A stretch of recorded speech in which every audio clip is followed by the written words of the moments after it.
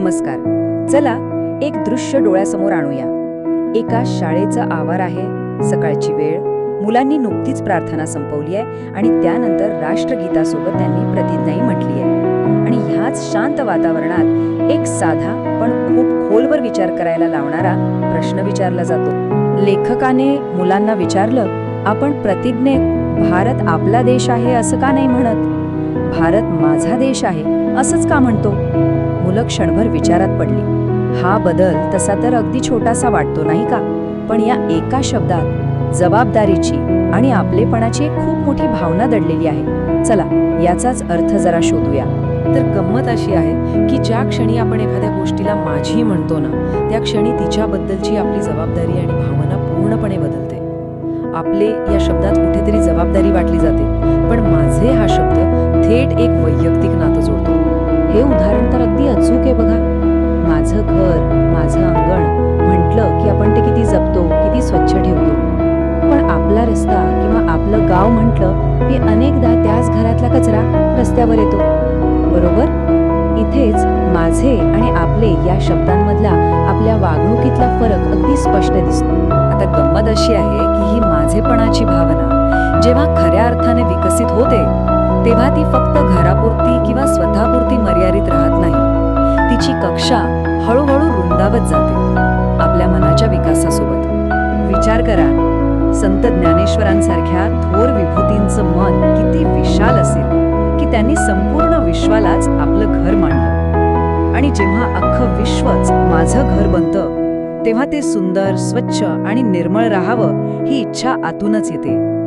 खरी विश्वबंधुत्वाची भावना ती हीच. आपल्या इतिहासात असे अनेक दीपस्तंभ आहेत ज्यांनी ही कल्पना फक्त बोलून नाही तर ती जगून दाखवली. महात्मा गांधींपासून ते संत गाडगे महाराजांपर्यंत या सगळ्यांनी समाजाला स्वतःचाच एक अविभाज्य भाग मानलं. पण त्यांनी हे सिद्ध कसं केलं? त्यांच्या एका साध्या कृतीतून. या सर्व महान व्यक्तींनी फक्त उपदेशाचे डोस पाजले नाहीत, तर स्वतःच्या हातात झाडू घेतला. त्यांनी स्वच्छतेला सेवेचं आणि आपलेपणाचं प्रतीक बनवलं. यातून त्यांनी हेच दाखवून दिलं की समाजाची सेवा करण्यात कोणताही कमीपणा नाही. आता एका दुसऱ्या प्रसंगाकडे वळूया. हा एक रेल्वे प्रवासातला अनुभव आहे जो या माझेपणाच्या भावनेची एक कठोर परीक्षा घेतो आणि समाजाचं एक कठू वास्तव आपल्यासमोर ठेवतो. कल्पना करा, आपण एका रेल्वेच्या डब्यात प्रवास करतोय. समोर ठळक अक्षरात लिहिलेलं आहे, येथे थुंकू नका. पण तरीही एक सहप्रवासी अगदी सहजपणे तिथेच थुंकतो. ही कृती छोटी असली तरी सार्वजनिक मालमत्तेबद्दलच्या आपल्या उदासीनतेचं ते एक मोठं प्रतीक आहे. जेव्हा लेखकाने त्या व्यक्तीला त्याच्या चुकीबद्दल विचारलं तेव्हा सुधारण्याऐवजी तो माणूस उलट आक्रमक झाला. त्याचा तो संतप्त सवाल, गाडी काय तुमच्या बापाची आहे, नेमक्या त्याच मानसिकतेतून आला होता जी गोष्ट माझी नाही तिची काळजी मी का करू. यावर लेखकाने दिलेलं उत्तर अत्यंत मार्मिक आणि विचार करायला लावणारं होतं. बरोबर आहे, गाडी माझ्या किंवा तुमच्या वडिलांच्या मालकीची नाही, पण ती आपल्या सगळ्यांची आहे. आणि म्हणूनच तिला अस्वच्छ करण्याचा अधिकार आपल्याला कोणी दिला? या एका वाक्याने संपूर्ण परिस्थितीचा रोखच बदलून टाकला. शाळेतील प्रतिज्ञेच्या शब्दांपासून ते रेल्वेच्या डब्यातील त्या भांडणापर्यंत हे दोन्ही अनुभव आपल्याला एकाच सत्याकडे घेऊन येतात. देशाभिमान आणि आपलेपणा हा केवळ शब्दांचा खेळ नाही, तर तो कृतीत दिसला पाहिजे. आपण प्रतिज्ञेत आपल्या देशाचं वर्णन सस्य श्यामला असं करतो. किती सुंदर शब्द आहे हा. पिकांनी डोलणारी शेतं, घनदाट हिरवीगार जंगलं, असं चित्र आपण शब्दांमधून रंगवतो.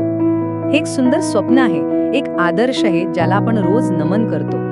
आणि मग येतो तो सगळ्यात महत्वाचा प्रश्न. जर हा देश खरोखरच मनापासून माझा आहे, तर मग आज त्याचे डोंगर उघडे बोडके का आहेत? त्याच्या नद्या प्रदूषित का आहेत? आपले शब्द आणि आपलं वास्तव यात इतकी मोठी दरी का आहे? भारत माझा देश आहे हे वाक्य केवळ पोपटपंची बनून राहता कामा नये. ही भावना आपल्या प्रत्येक कृतीतून, प्रत्येक निर्णयातून आणि प्रत्येक सवयीतून उमटली पाहिजे. ज्या दिवशी हा माझेपणा आपल्या मनात खोलवर रुजेल आणि आपल्या कृतीतून दिसेल, त्याच दिवशी आपला देश खऱ्या अर्थाने सस्यश्यामला होईल.